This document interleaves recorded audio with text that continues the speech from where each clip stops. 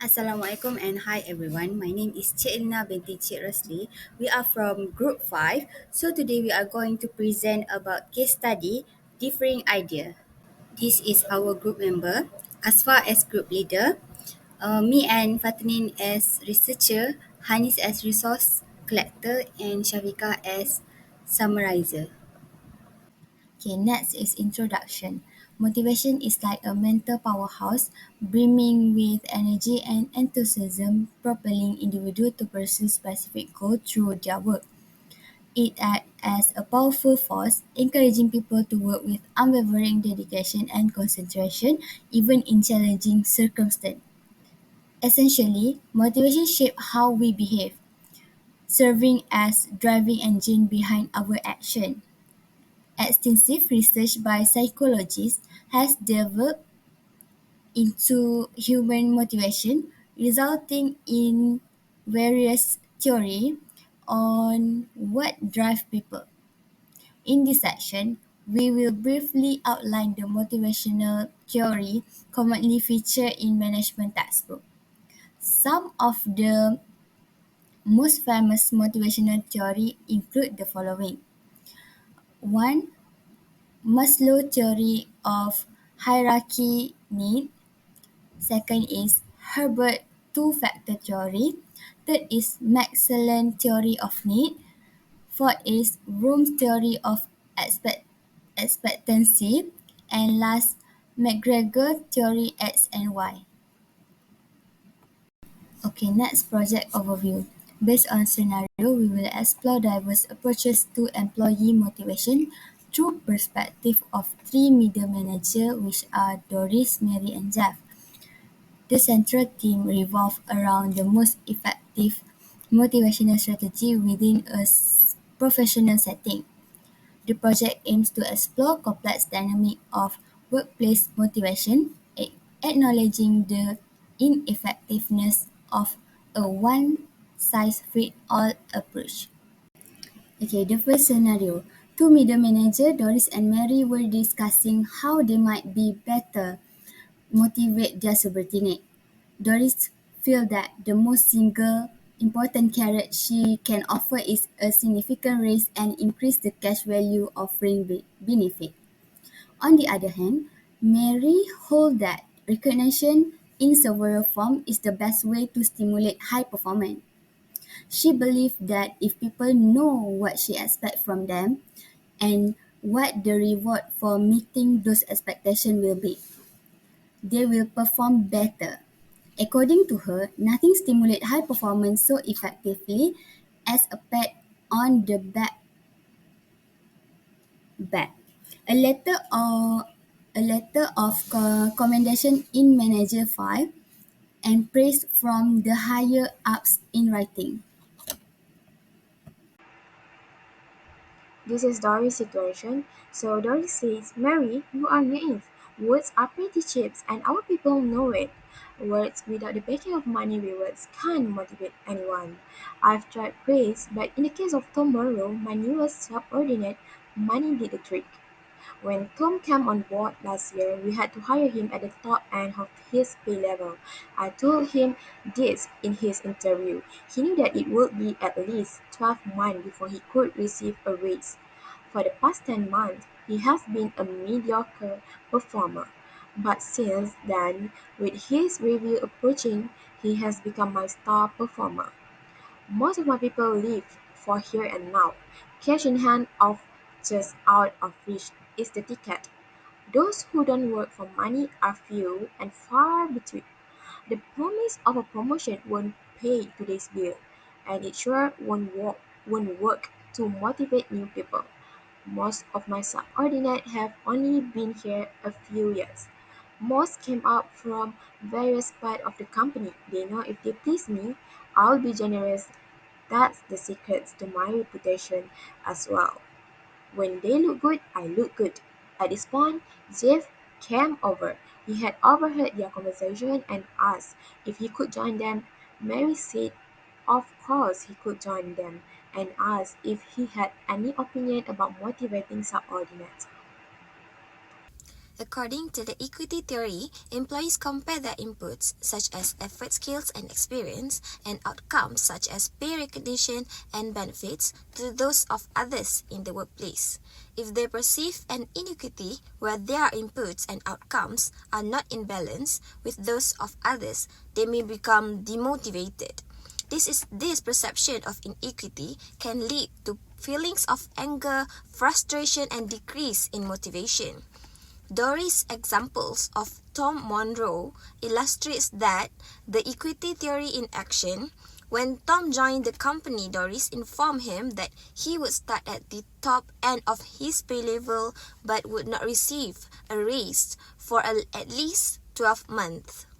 This created a perception of inequity as Tom's outcomes, which is pay, were not in balance with his inputs, effort, and performance.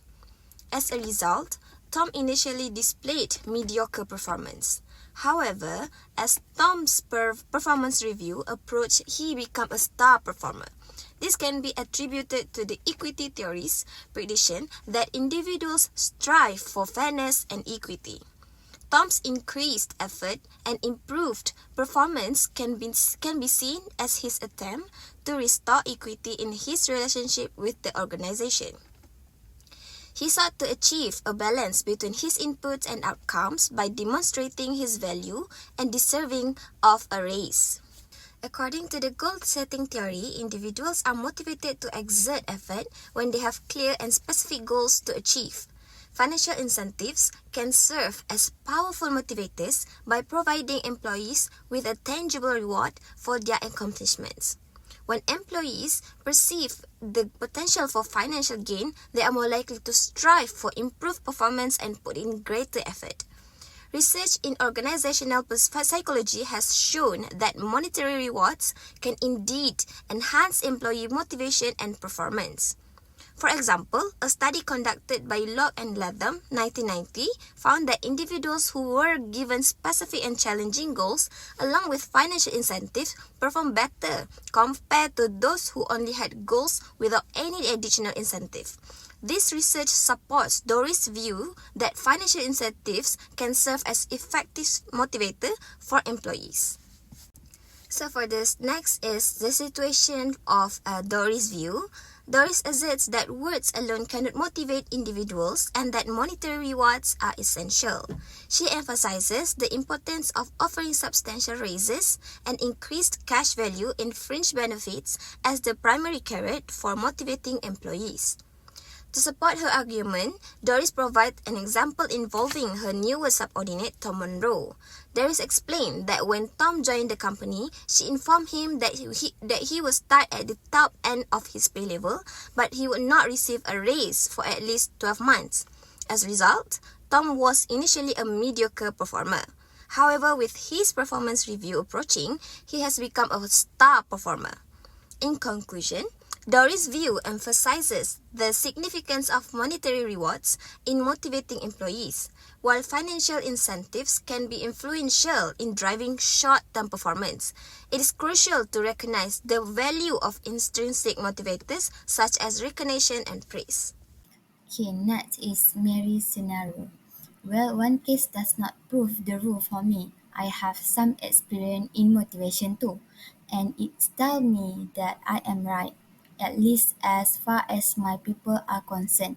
Most of my subordinates want to move up. We are fortunate to have a growing company with new branches opening up each year. Without my recommendation, my people know that they are going to stay where they are. Hello, my name is Asfa Fatini and I will continue with Mary part. There are two theories related to Mary's situation, namely expectancy theory and self-determination theory. What is expectancy theory? Expectancy theory is motivation that depends on individuals' expectation about their ability to perform tasks and receive desired awards.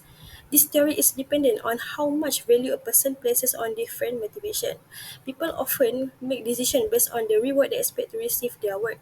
This concept, known as expectancy theory of motivation, can help you insight in the different ways you can encourage your team members.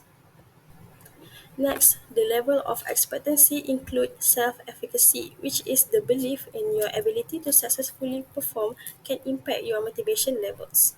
The second one is goal difficulty, which is the difficulty level of your goal may influence the outcome you expect from your work. And the last one is control. What is control?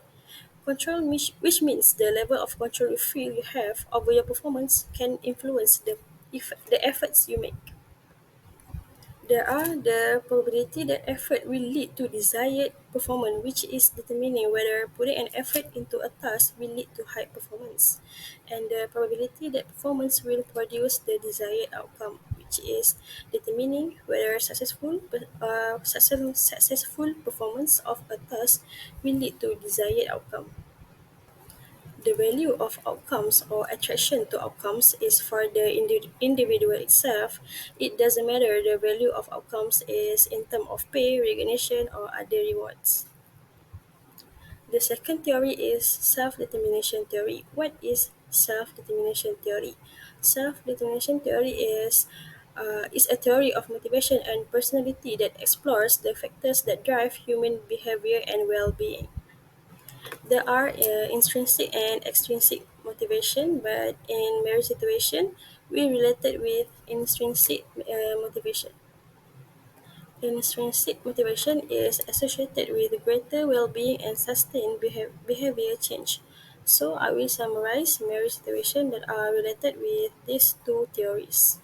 Mary said that she believed in recognition and praise as powerful motivators, stating that clearly communicated expectations and reward stimulate high performance.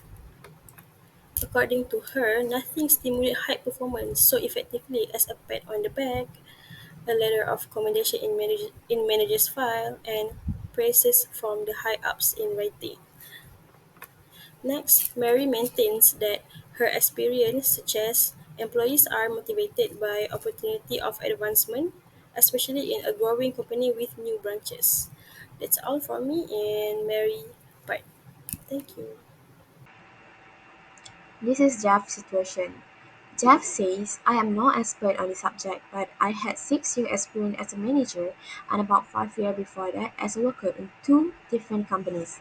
My basic philosophy is that people have different needs and expectations from work, and the better you help them meet those needs and satisfy those expectations, the better they will perform. For example, with one of my subordinates, Helen, punishment seems to work the best. I had talked with her on numerous occasions to discourage her from performing purely, but it did not work. Since she's a widow with two kids, the last thing she needs is to lose her job.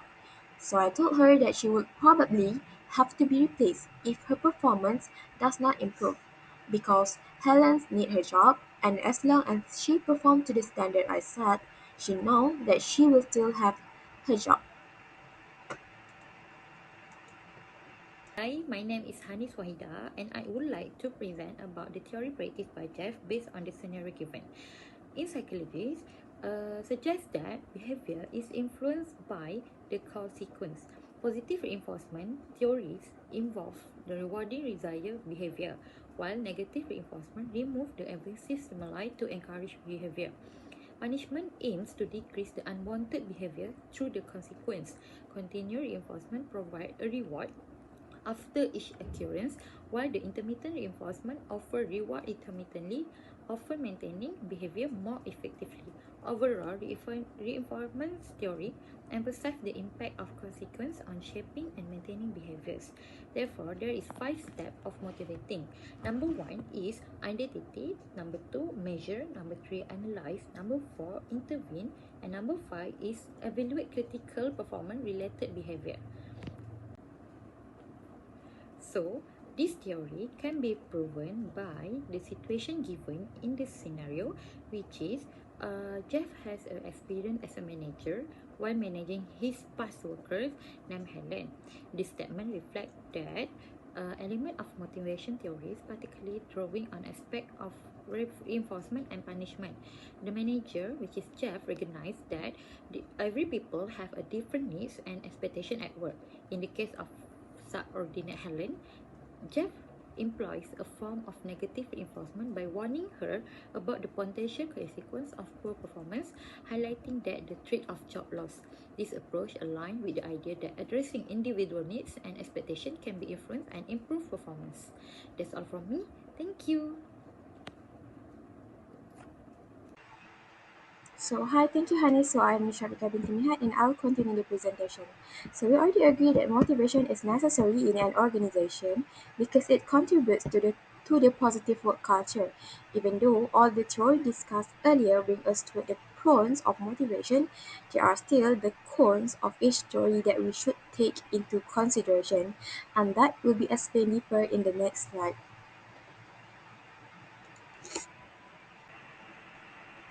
So, incentive theory are used in Dory's situation while SDT for Mary's situation and reinforcement theory were used for Jeff's situation.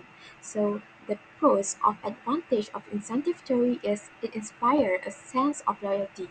When an employer offers rewards like increasing in salary especially, the staff or the employer will feel appreciated. That appreciation will lead into a desire to stay at the organization longer to gain even more rewards. Plus, this is a simple method of motivation incentive because it creates a straightforward cause and effect relationship between behavior and the outcome. But you need to remember that the con or disadvantage is reward do not create lasting commitment. They are temporary. Rewards rely on external factor to motivate individual. Once the external reward is removed, individual might lose their motivation.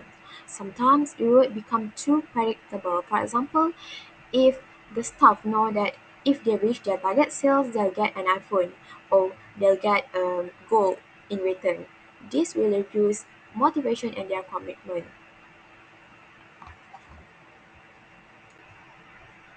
Next, the pros and cons of the SD theory. SDT will contribute to mental health, reduce stress and anxiety, while increase happiness among employees.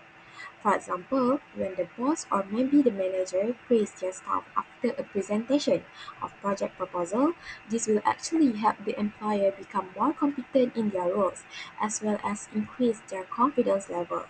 Even though STD can contribute significantly to mental health and happiness, it's important to note that individual experience may vary.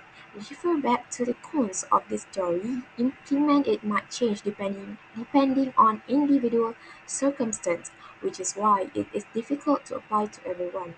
Some individuals may be facing significant external challenges, such as financial constraint, health issue, which is immediate or direct motivation may be prioritized over self-growth.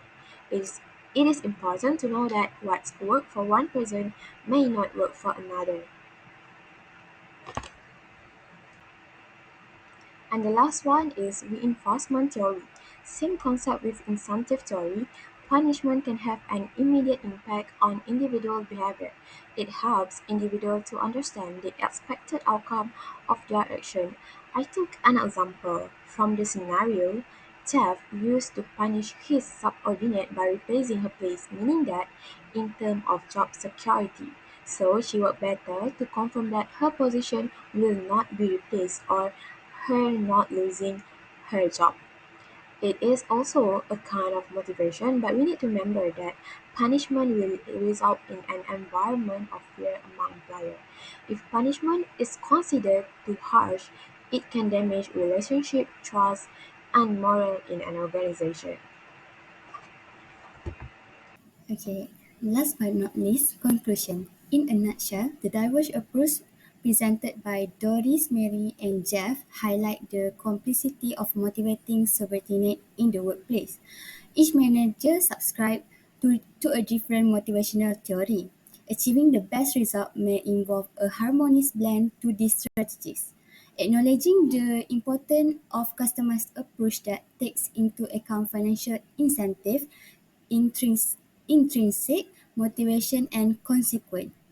Ultimately, understanding the unique dynamic of a team and catering to individual preference will be crucial in crafting a comprehensive and successful motivational strategy within the workplace. As we know, Doris relieved on financial incentive. Mary emphasized recognition and career progression, and Jeff employed punishment as a motivator. Among these three approaches, Jeff's approach is chosen as the best. Jeff's perspective introduced the reinforcement theory as a compelling motivational strategy. Based on his expertise as a manager, he emphasized that individuals have diverse needs and expectations in workplace. Jeff's approach involved aligning consequence with performance using punishment as motivating factor.